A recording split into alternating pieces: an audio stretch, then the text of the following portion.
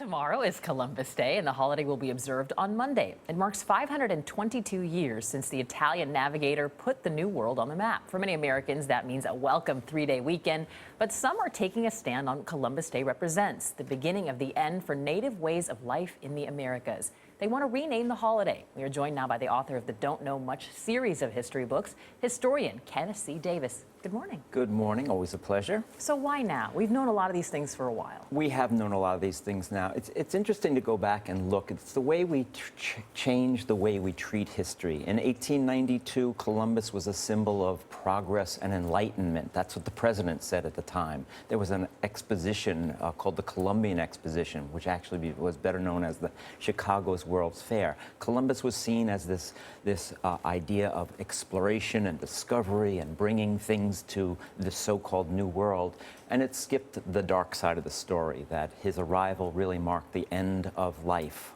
for tens of millions of Native Americans, who he, by the way, misnamed Indians. Mm-hmm. He wasn't really a very nice guy, is the point. No, he wasn't. He immediately saw that he could put these people to work.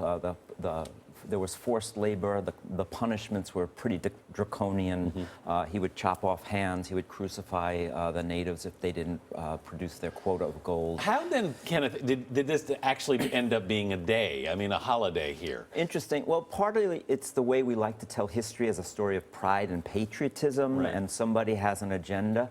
And so in 1892, it was a big deal for America. By 1934, when it became a national holiday, the Knights of Columbus, an Italian-American organization, really had the political clout to get it named as a holiday that still celebrated those ideas of progress and enlightenment. It's only later on that the scholarship showed how terrible this arrival really was for the Native American people. In the context of the time period, you can understand why the version was started, but why was this sanitized version of Christopher Columbus, why did it continue to be passed down? Because we like to have a sanitized version of history. We're even still fighting over that today in America.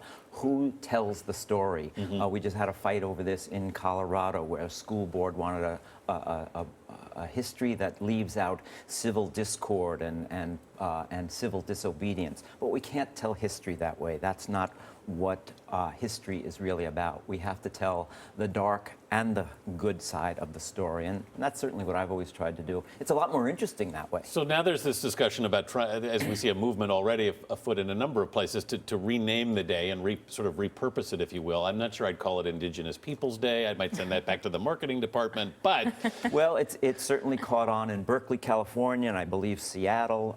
Another state calls it Native Americans Day. Some people have tried to go for Discoverers Day, that we should celebrate the idea of discovery and exploration, which is a notable idea. But I think it's always a good way to say, let's talk about what this really meant, who Columbus was, what his arrival actually meant. We're talking about Ebola right now. Columbus also introduced the diseases that probably wiped out most of the Native American people. So interesting connections of past to present. Always fascinating. Kenneth C. Davis, thanks so much for being here.